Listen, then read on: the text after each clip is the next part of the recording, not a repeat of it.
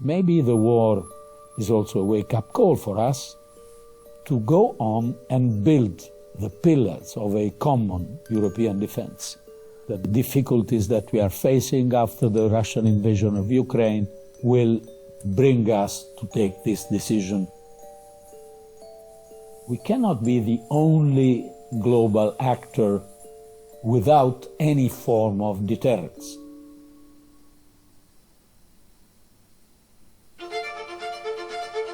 3 years of war in Ukraine were in a certain sense a wake-up call for Europe on defense. Many leaders have talked about Europe that needs its own military, an army of Europe.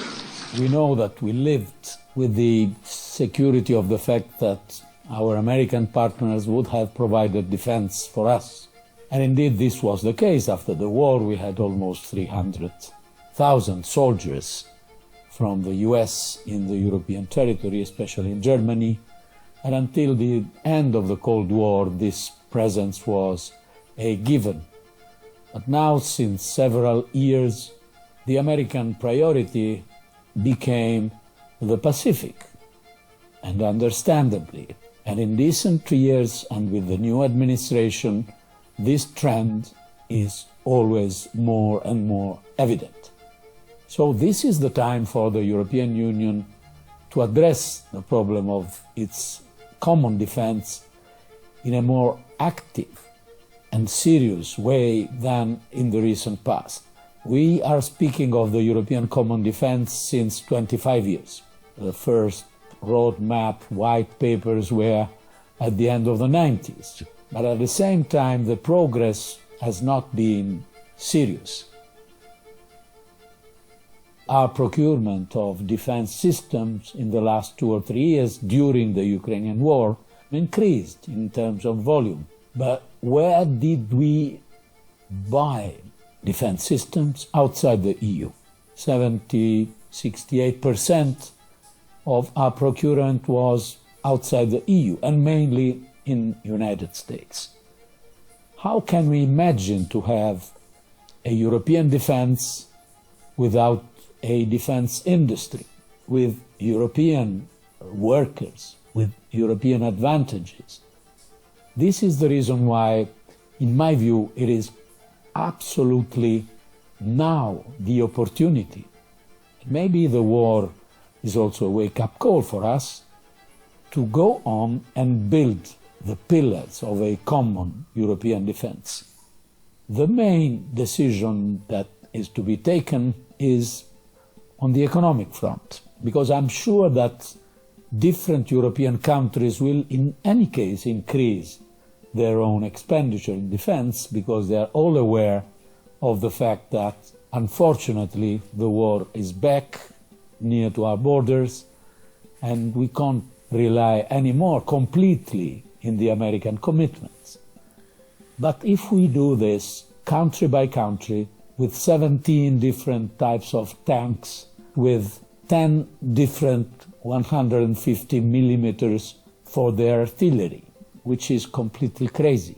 So increase the expenditure without a common strategy is not the serious thing that we should do.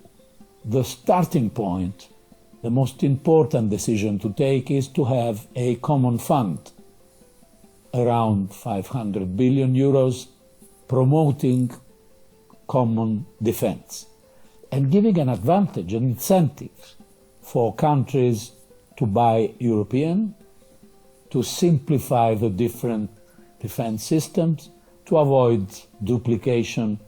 Common defense is important also as a tool of foreign policy for the European Union. We cannot be the only global actor without any form of deterrence. And by the way, in the last 70 years after NATO was born, NATO was in Europe involved only once in the intervention in Kosovo, part of the Balkans. And we had several crises in Africa, in the Middle East, in Europe itself, without the possibility for NATO to intervene, because NATO is a tool of last resort, in a certain sense. But foreign policy, tensions, geopolitical reality need not only a tool of last resort in case of nuclear confrontation with Russia, but also something giving to the European foreign policy more serious credibility. For peace, of course, someone could imagine that a common European defense is a contribution to increase tension. On the contrary, it is a contribution to implement a peace role from the European Union. But peace is not achievable only with press statements. You need also to be credible when you have your own foreign policy positions.